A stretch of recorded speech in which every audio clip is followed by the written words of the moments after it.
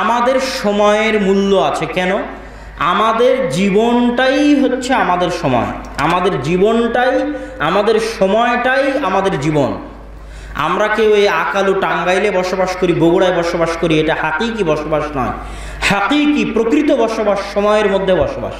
এই আকাউলো টাঙ্গাইলে 100 বছর আগেও কেউ ছিল, 100 বছর পরেও কেউ আসবে। তাহলে এই জমিনে থাকাটা প্রকৃত থাকা নয়। এই জমিনের মধ্যে যে রাত দিন হচ্ছে, সূর্য উঠছে ডুবছে, এর মধ্যে যে সময়টা যাচ্ছে, এই সময়ের মধ্যে বসবাস মূলত আসল বসবাস। আপনি জন্ম নিয়েছেন, মৃত্যুবরণ করবেন, এই সময়টা আপনার আসল জীবন।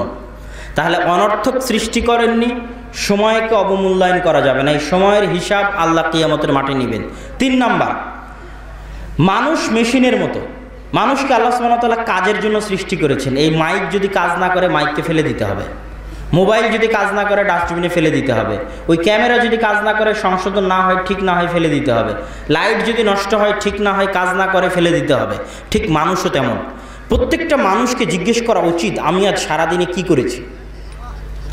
একটা মেশিন আজকে সারাদিনে 100টা মাল সাপ্লাই দিয়েছে, আমি কি সাপ্লাই দিয়েছি আজকে, আমার প্রোডাক্ট কি। একটা মানুষ রিক্সা চালায়, সে আজ 10 কিলো 15-20 কিলোমিটার রিক্সা চালিয়েছে, 100 টাকা উপার্জন করেছে, এটা তার আজকের প্রোডাক্ট, পণ্য, যেটা সে আজকে দিল, তার পরিবারকে দিল, দেশকে দিল, জাতিকে দিল, নিজেকে দিল। একটা ছেলে 10 পৃষ্ঠা বই পড়েছে, এই 10 পৃষ্ঠা বই পড়ার মাধ্যমে সে তার জ্ঞানকে সমৃদ্ধ করলো, এটা তার নিজেকে সে ইনভেস্ট করলো, এই সময়টা তার নিজের প্রোডাক্ট, নিজের উৎপাদন। কথা বুঝতে পারছেন? আর একটা মিস্ত্রি, একটা লেবার একটা বিল্ডিং তৈরি করলো, একটা প্রাচীর গাঁথলো, 10টা প্রাচীর আজকে দিয়েছে, এটা তার আজকের উৎপাদন, পণ্য। আমি আজকে এসেছি, বক্তব্য দিচ্ছি, এটা আমার উৎপাদন, আমি প্রোডাক্ট দিচ্ছি আপনাদেরকে। এখন একটা ছেলে যে সারাদিন ফ্রি ফায়ার আর পাবজি নিয়ে ব্যস্ত থাকে, সারাদিন ফেসবুকের গেম নিয়ে ব্যস্ত থাকে, সারাদিন মোবাইলের গেম নিয়ে, ফেসবুক, ইউটিউব, টুইটার নিয়ে ব্যস্ত থাকে, সে আসলে সারাদিনে কি প্রোডাক্ট দিল?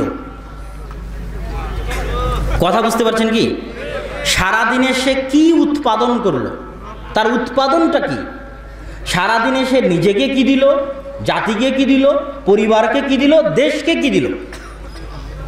কথা বুঝতে পারেননি মনে হয় আমার। যদি তার কোনো উৎপাদন না থাকে, যদি তার কোনো প্রোডাক্ট না থাকে, তাহলে সে নষ্ট হয়ে যাওয়া মেশিনের মতো, অচল, অথর্ব, নষ্ট হয়ে গেছে, পচে গেছে, গলে গেছে, তাকে ডাস্টবিনে ফেলে দিতে হবে। কথা বুঝতে পারেননি? এই সমাজে সেই বসবাস করতে পারবে যে কিছু উৎপাদন দিতে পারে, কিছু প্রোডাক্ট দিতে পারে, নিজেকে হোক, দেশকে হোক, জাতিকে হোক।